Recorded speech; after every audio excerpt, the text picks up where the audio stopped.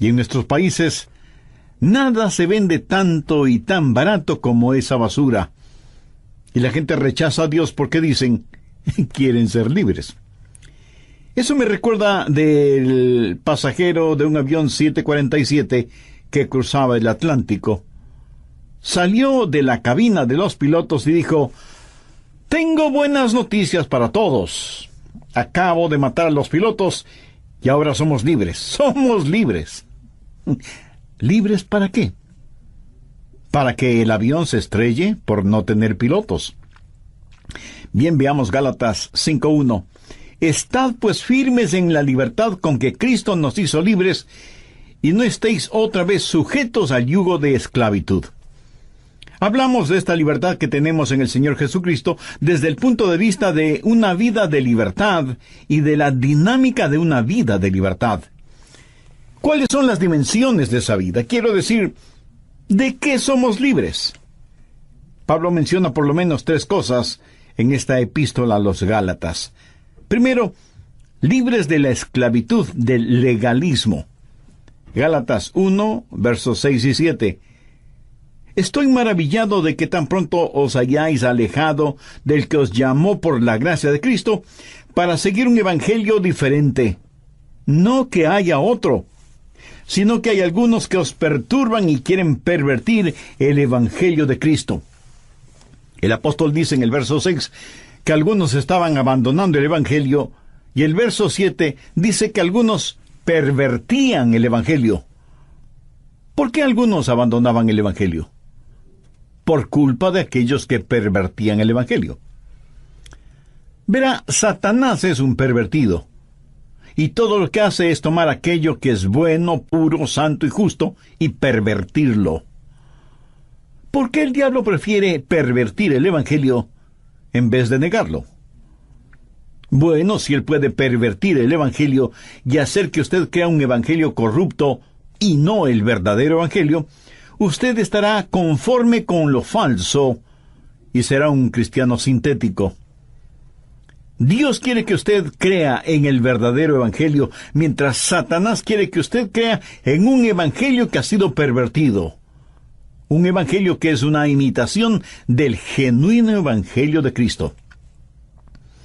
Gálatas 1:8 dice, mas si aún nosotros, o un ángel del cielo, os anunciare otro evangelio diferente del que os hemos anunciado, sea anatema.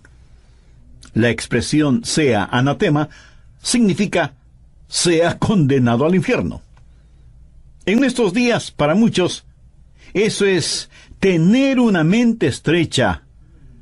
Pero aquí no estamos hablando de asuntos de preferencia. Estamos hablando de asuntos que tienen connotaciones eternas. Cualquiera que quita, o aumenta, o cambia, o distorsiona, o pervierte el evangelio del Señor Jesucristo, será sometido al más severo juicio de Dios.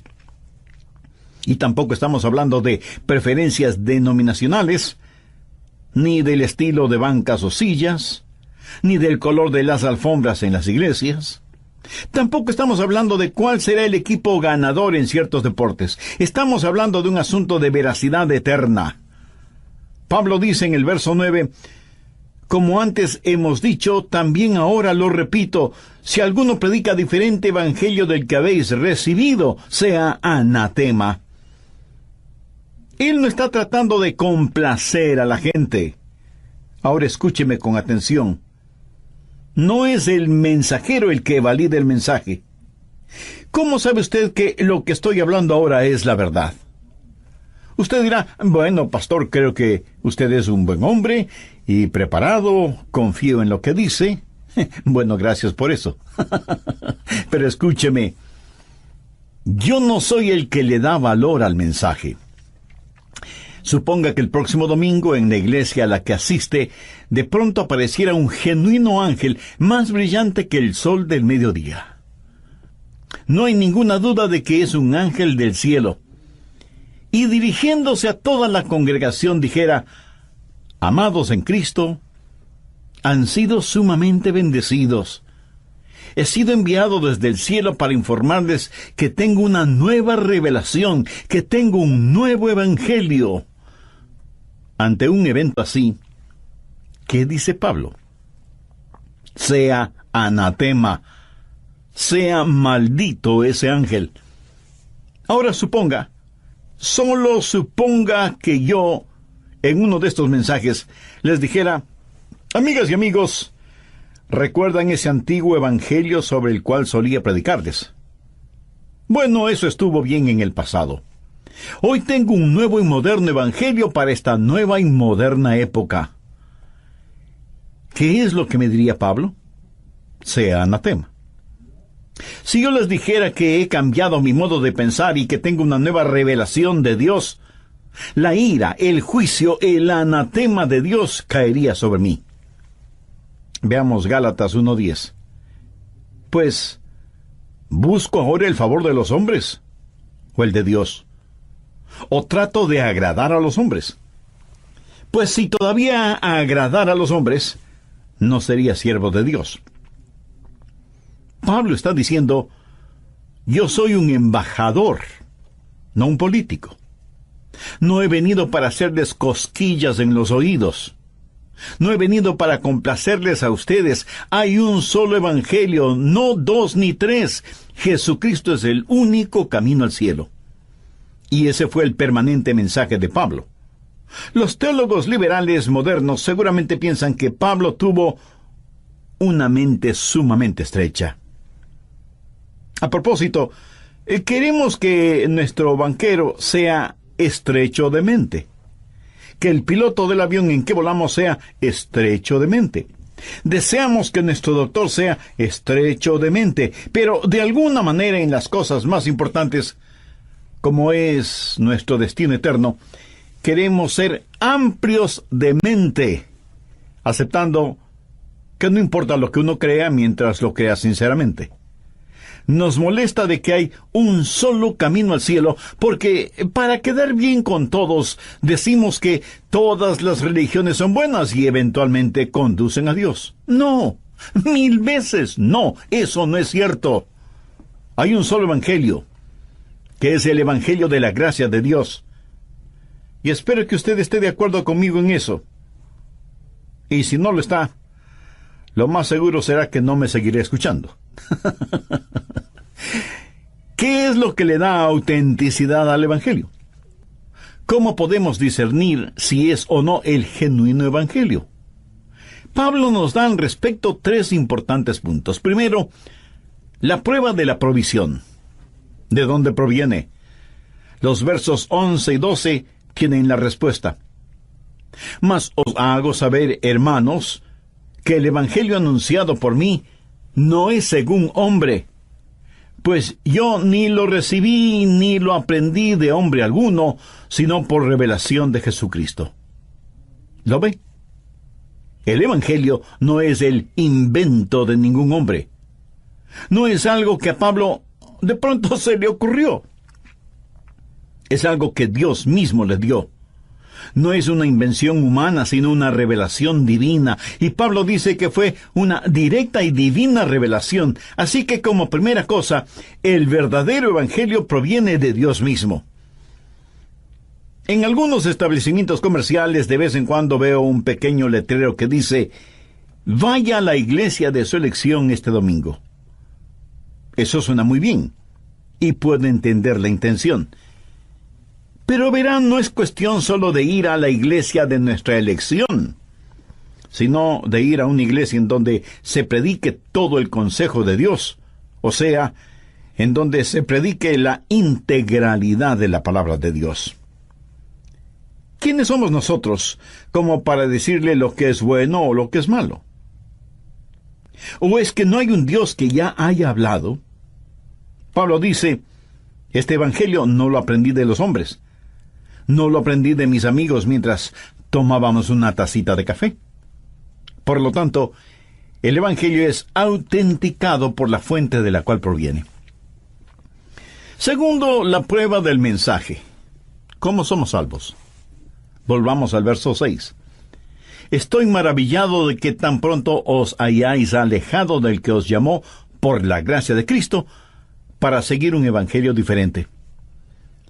Cualquier evangelio que no sea el evangelio de la gracia no es el genuino evangelio. ¿Cómo somos salvos? Efesios 2:8 dice: por gracia sois salvos por medio de la fe, y esto no de vosotros. ¿Cómo somos salvos? Por la gracia de Dios, traída por Cristo en la cruz. Y cuando Él la completó, nadie puede quitar nada de ella, nadie puede añadir algo a ella, porque es el trabajo sobrenatural de Dios. Tercero, la prueba del personaje. El Señor Jesucristo es el personaje central del Evangelio. El Evangelio es acerca del nacimiento, la vida, los milagros, el martirio, la muerte, la resurrección y la ascensión de Cristo. Eso es el Evangelio, la vida y la muerte de Jesús por nuestros pecados. Él es el personaje central del Evangelio. No es un Evangelio que hace referencia a Él, sino un Evangelio que se centraliza en Jesucristo. ¿Qué es el Evangelio? Es el Evangelio de la gracia de Cristo. ¿Qué es la salvación? Mi amigo, la salvación no es un credo. No es el sencillamente saber ciertas cosas como el plan de salvación. Usted puede saberlo y sin embargo irse al infierno, porque usted no se salva por el plan de salvación, sino que se salva por medio del hombre que provee esa salvación. La salvación tampoco es un código. Usted puede decir: yo creo que si vivo correctamente iré al cielo. Pablo dice que si la justificación viniera por la ley, entonces Cristo murió en vano. Si usted pudiera salvarse por vivir correctamente, entonces el Calvario fue un tremendo error. La salvación tampoco es una causa. Usted puede decir: bueno, yo creo que si amo a todos, Dios me dejará entrar en el cielo. O a lo mejor puede decir: soy miembro de la Iglesia Bíblica Fundamental. Amigo, la salvación no es una iglesia, no es una religión, no es un credo, no es una causa. Es una persona que se llama Jesucristo. ¿Sabe por qué tenemos tanta confusión religiosa en el mundo? Porque la gente acepta credos, no a Cristo. Se unen a una iglesia sin conocer a Jesús. La salvación no es creer en algo, es recibir a alguien. La fuente del genuino evangelio es Dios. La salvación es únicamente por gracia. El personaje del evangelio es Jesucristo. Y la Biblia claramente dice que Jesús no es un buen camino al cielo, sino que es el único camino al cielo. Busque Hechos 4:12. Y en ningún otro hay salvación, porque no hay otro nombre bajo el cielo dado a los hombres en que podamos ser salvos. Esta realidad bíblica de que Jesús es el único camino al cielo, ¿le ofende? ¿Le molesta? ¿Le disgusta? Pues lo siento muchísimo. Esa es la verdad de Dios. Cualquier otro evangelio es un evangelio falso, y la ira de Dios, el juicio de Dios, caerá sobre él. ¿Cómo es que el evangelio nos salva? Si usted no entiende que es salvado por la gracia de Dios, siempre estará esclavizado al legalismo. Nunca podrá decir: alabado sea Dios, sé que soy salvo. Pero si entiende que es salvo por la gracia de Dios, entonces estará libre de la esclavitud del legalismo. No se encontrará bajo el yugo del esfuerzo propio. Si alguien me pregunta: Pastor Rogers, ¿está seguro de que se irá al cielo? Por supuesto que sí. Y usted me dice: parece que se tiene mucha confianza. No. Ahí es donde usted se equivoca.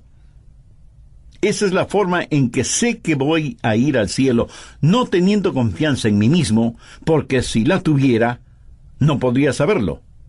Porque siempre tendría que estarme preguntando: ¿soy lo suficientemente bueno? Creo que lo soy. Y no lo soy porque no miento, no robo, no maldigo, no me emborracho, pero a veces pierdo mi temperamento. Pero cuando me salvé por la gracia de Dios, todo depende de Él. No tengo que ser como un signo de interrogación con mi cabeza agachada todo el tiempo.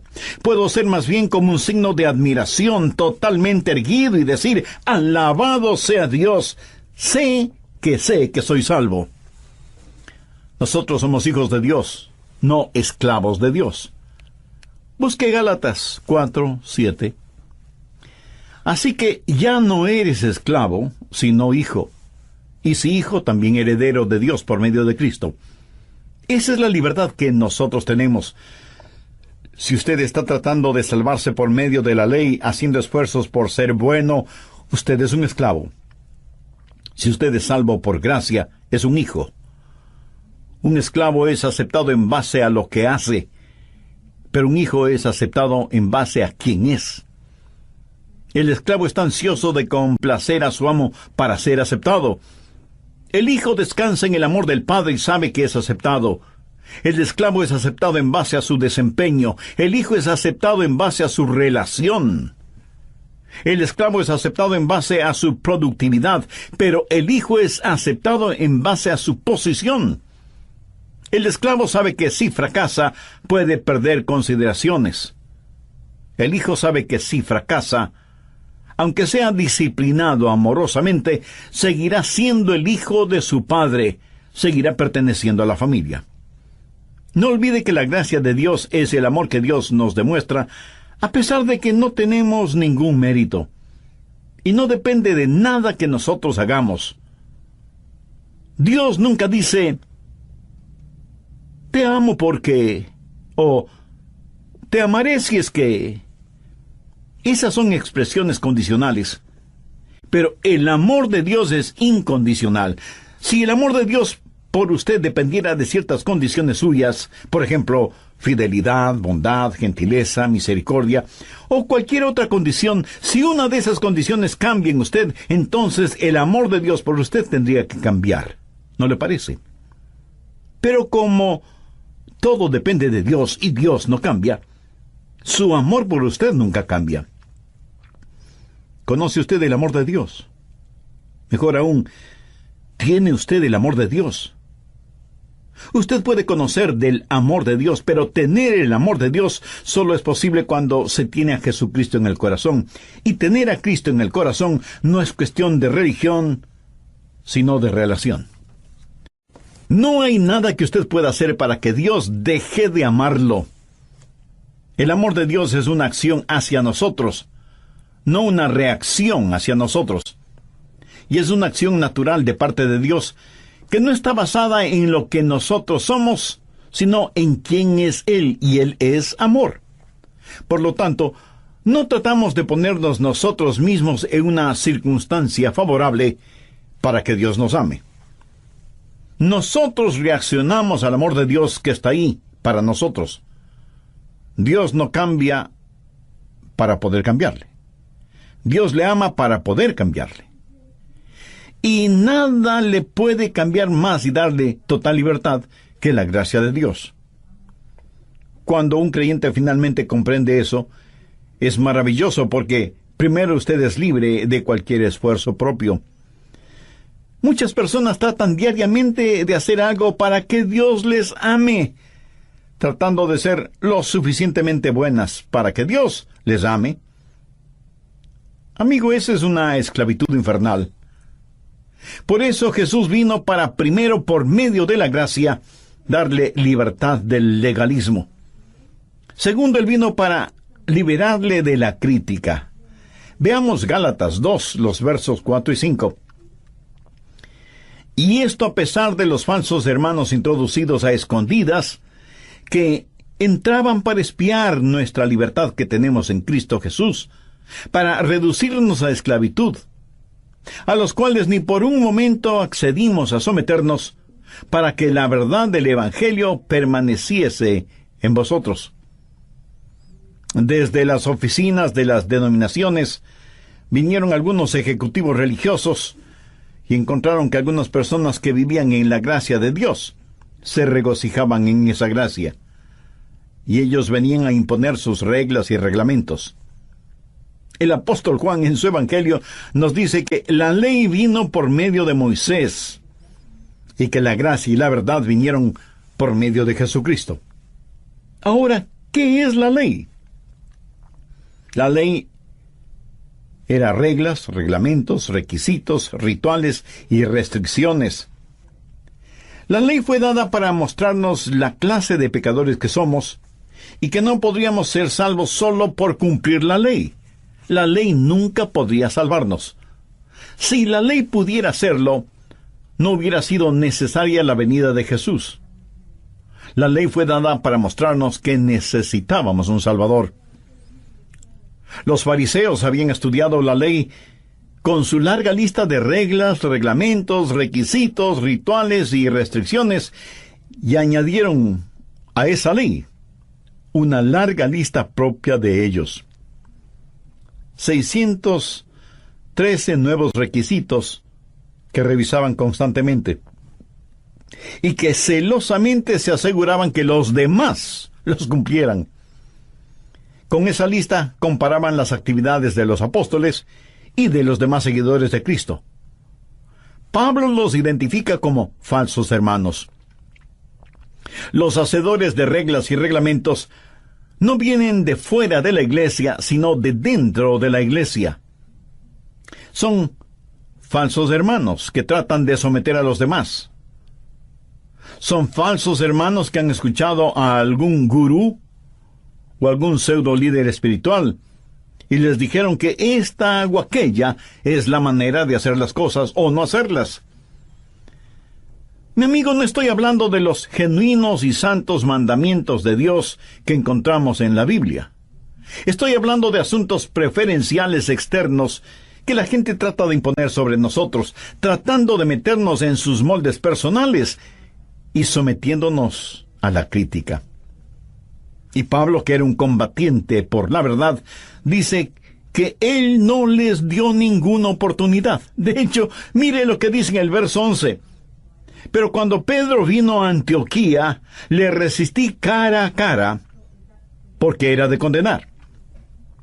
En otras palabras, Pablo le dijo a Pedro que era un hipócrita, porque había permitido que los judaizantes y los legalistas vinieran a criticarles, y que si estaban viviendo por gracia, no podían volverse atrás a la ley.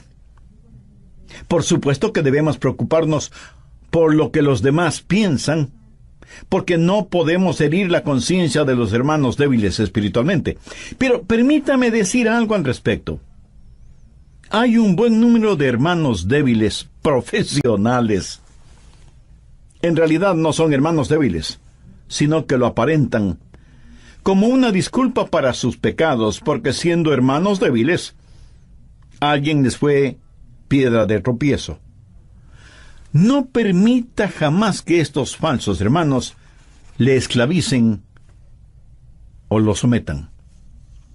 No deje que el problema de ellos se vuelva su problema. Están enfermos, y usted no puede enfermarse a usted mismo tratando.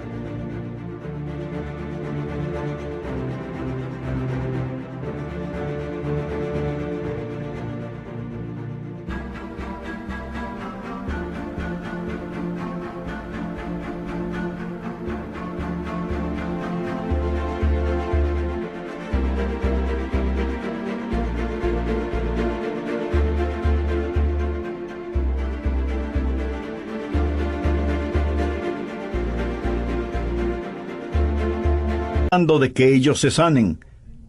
Usted permanezca libre en la libertad con que Cristo le hizo libre. Cuando usted es salvado por la gracia de Dios, está libre de la esclavitud del legalismo y de la crítica. Verá, bajo el legalismo está esclavizado a usted mismo. Bajo la crítica, usted es esclavo de otros. Pero hay algo más de lo cual Jesús nos libera, y es de la esclavitud del fatalismo. Busque Gálatas capítulo 4, verso 3. Así también nosotros, cuando éramos niños, estábamos en esclavitud bajo los rudimentos del mundo. ¿Qué quiere decir Pablo cuando habla de los rudimentos del mundo? Bueno, se refiere a las fuerzas elementales de la naturaleza, las estrellas, los planetas, la naturaleza en sí misma, su nacimiento. Todo eso es fatalismo. Busque Gálatas 4, los versos del 9 al 11. Mas ahora, conociendo a Dios, o más bien siendo conocidos por Dios, ¿cómo es que os volvéis de nuevo a los débiles y pobres rudimentos a los cuales os queréis volver a esclavizar? Guardáis los días, los meses, los tiempos y los años. Me temo de vosotros que haya trabajado en vano con vosotros. ¿De qué habla Pablo aquí? Habla de las personas metidas en la astrología, el zodíaco, los planetas, los elementos de la naturaleza, de los que dicen, ese es mi destino. O, voy a leer mi horóscopo para ver qué es lo que me va a pasar hoy. Pobres personas engañadas y esclavizadas por los rudimentos del mundo. Escúcheme, yo jamás he leído el horóscopo, ni siquiera por curiosidad, porque eso, mi amigo, eso es del diablo. Astrología, astrólogos, tiene que ver con los astros, las estrellas, los planetas. Y dicen que si las estrellas o planetas no están donde deben estar, alguna tremenda catástrofe va a producir. Alguna tremenda catástrofe va a ocurrir. Y pregunto, ¿y cómo saben ellos dónde están las estrellas y los planetas o dónde deben estar? Porque de acuerdo a lo que yo sé, solo Dios lo sabe. Escúcheme. Para un hijo o una hija de Dios, no hay tal cosa como desastre, porque de acuerdo al apóstol Pablo, sabemos que a los que aman a Dios, todas las cosas les ayudan a bien, esto es, a los que conforme a su propósito son llamados. Dios es Dios. Y yo no soy una víctima del destino. No puedo decir, esa es mi suerte, o que la ubicación de las estrellas o los planetas no me fueron favorables. Yo soy lo que soy por la gracia de Dios, y eso me hace libre. Bajo el legalismo, usted es esclavo de usted mismo. Bajo la crítica, usted es esclavo de los demás. Bajo el legalismo, es esclavo de las circunstancias, pero la gracia de Dios le ha liberado de todas esas cosas. Esa es la dimensión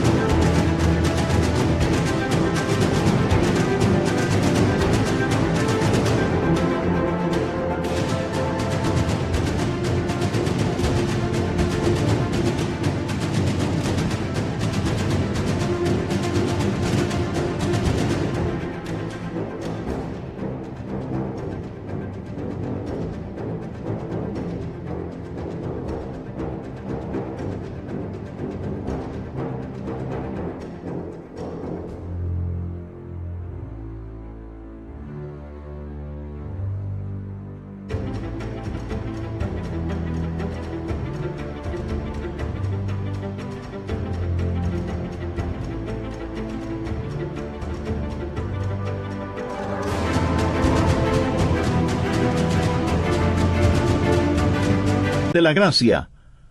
Pero ¿cuál es la dinámica de la gracia? ¿Cómo opera o cómo trabaja? Todo está centralizado en la cruz de Jesucristo.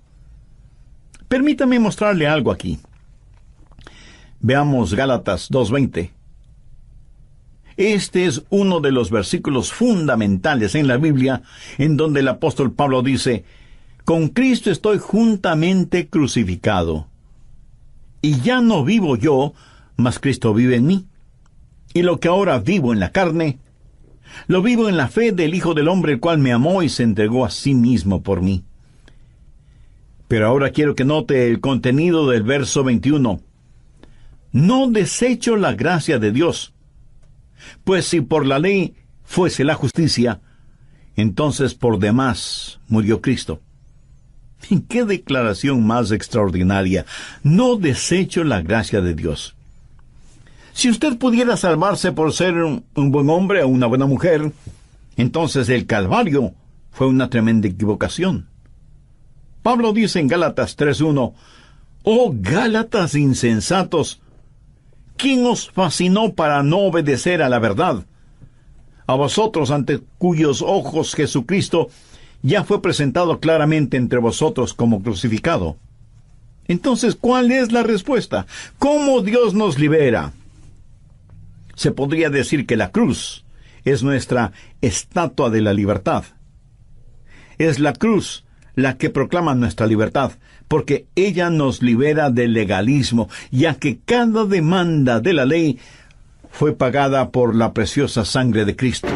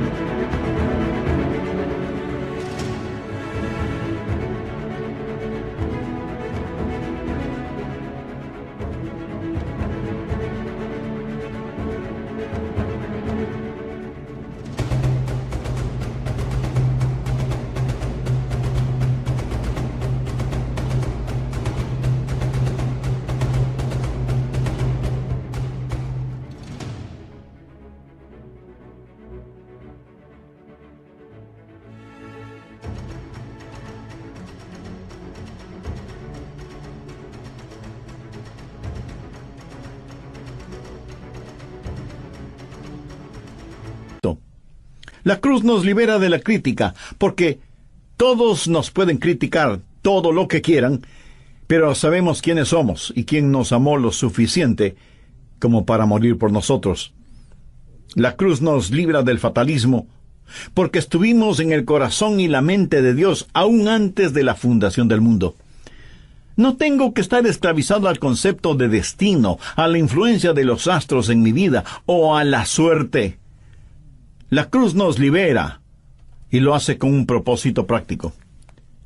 Veamos nuevamente Gálatas 2:20. Con Cristo estoy juntamente crucificado y ya no vivo yo, mas vive Cristo en mí. Y lo que ahora vivo en la carne, lo vivo en la fe del Hijo de Dios, el cual me amó y se entregó a sí mismo por mí.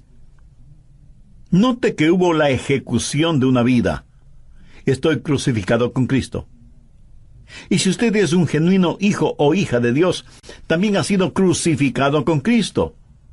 Esto no es algo retórico, es la verdad. Jesús murió por nosotros. Pero cuando Él murió, nosotros morimos con Él, cuando Él fue clavado en la cruz como nuestro sustituto. Ahora escúcheme con atención.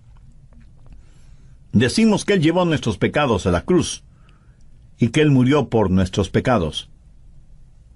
Ahora, si Él llevó nuestros pecados, todavía quedamos nosotros, ¿no le parece? Él nos llevó a nosotros a la cruz para que muramos. El problema no es lo que usted hace, sino lo que usted es. La paga del pecado es muerte.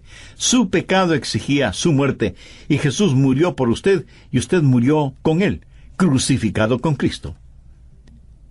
Pero no solo una vida fue ejecutada, sino que una vida fue intercambiada, y ya no vivo yo, mas Cristo vive en mí. No solo que Él murió, y yo morí con Él, sino que cuando Él resucitó, yo resucité con Él. Supongamos que yo cometo un homicidio y soy condenado a morir en la silla eléctrica. Luego de ejecutada la sentencia, viene un doctor, me toma el pulso, comprueba todos mis signos vitales y firma mi certificado de muerte. ¿Puede la ley hacerme algo más? De ninguna manera. Yo estoy muerto, y bien muerto.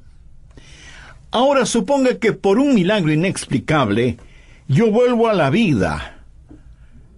¿Podrían ponerme nuevamente en la silla eléctrica? De ninguna manera.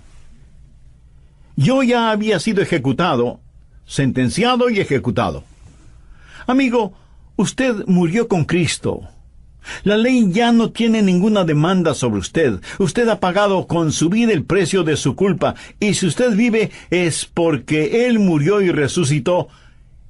¿Y con usted sucedió lo mismo? Una vida ejecutada, una vida intercambiada. Es una vida con nuevas energías, la vida que ahora vivo, y que la vivo en la fe del Hijo de Dios. Note que no dice fe en el Hijo de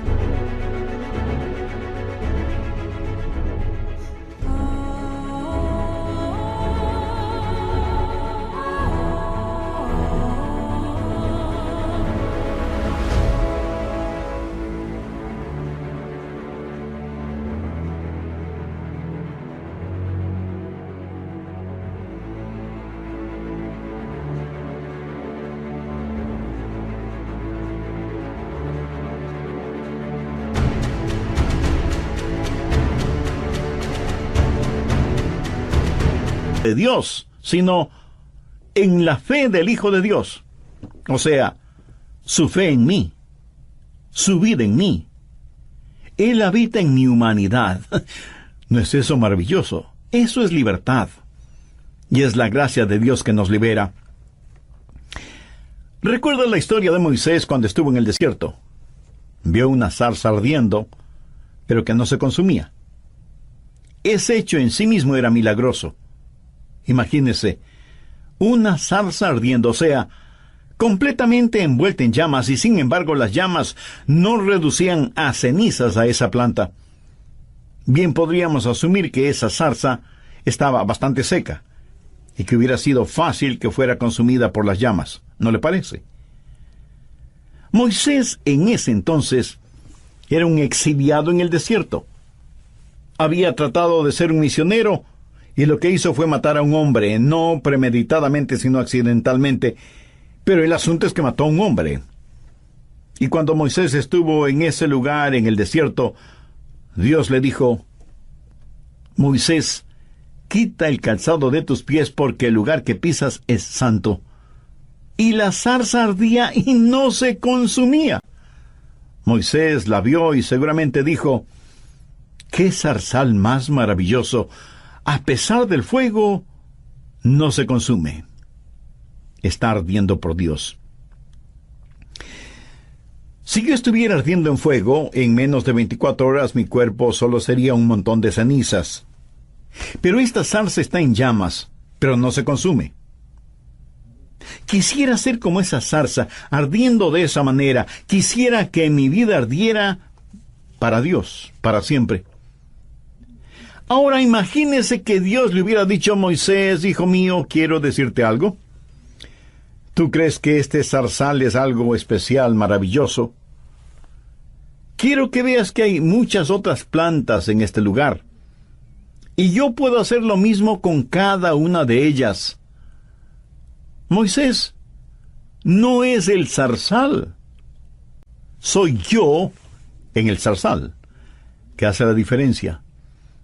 Yo puedo hacer lo mismo con cualquier planta. ¿Sabe? Algunas veces vemos a algunas personas consagradas y decimos: qué siervo, qué sierva más consagrados. Qué sierva más consagrada. Me gustaría ser así. Miren lo que hacen por Dios. Y Dios dice: no es lo que ellos hacen, es lo que yo hago en ellos. ¿Lo entiende? Cualquier planta sirve donde quiera que esté, no solo en el desierto. Dios puede utilizar a cualquier persona que permita que Dios la utilice. ¿Qué es lo que Pablo dijo? Con Cristo estoy juntamente crucificado, y ya no vivo yo, mas Cristo vive en mí.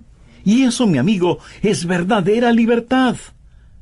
No deje que nadie le someta, le ponga bajo el yugo de esclavitud. Permanezca firme en la libertad con que Cristo le hizo libre. Él nos ha liberado de la esclavitud del legalismo, de la esclavitud de la crítica, de la esclavitud del fatalismo. En Cristo somos en verdad libres.